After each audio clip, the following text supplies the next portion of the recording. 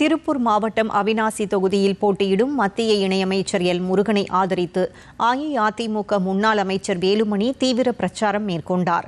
இதுகுறித்து தமது எக்ஸ் வலைதளத்தில் பதிவிட்டுள்ள வேலுமணி, தேசிய ஜனநாயக கூட்டணியின் வெற்றி வேட்பாளரும் மத்திய இணையமைச்சருமான எல் முருகனுக்கு ஆதரவாக தேர்தல் பரப்புரை மேற்கொண்டு வாக்கு சேகரித்ததாக தெரிவித்துள்ளார்.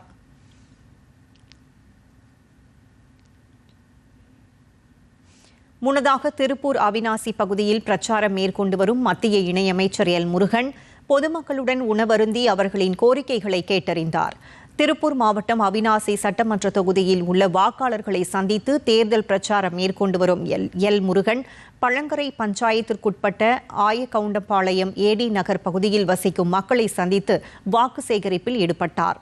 அப்போது அப்பகுதி மக்களுடன் நீண்ட நேரம் கலந்துரையாடிய அவர் அவர்களுடன் உணவருந்தியபடியே மக்களின் தேவைகள் குறித்த கோரிக்கைகளையும் கேட்டறிந்தார்.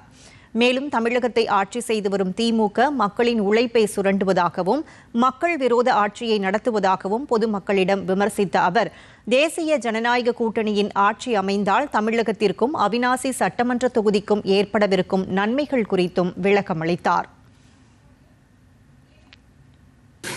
டிஎன்பிசி நம்ம நாமக்கல்ல கூட சேர்த்து வச்சுருவோம். நம்ம கோச்சிங் சென்டர் இருக்குல்ல, நம்ம கோச்சிங் சென்டர் வீட்டில் 5 வருஷம் வரைக்கும் நீங்கள் அங்கே கொண்டு சென்னையில் போனாலும் பூமிநாதன் சேர்த்து விட்டுருவோம். King bakers.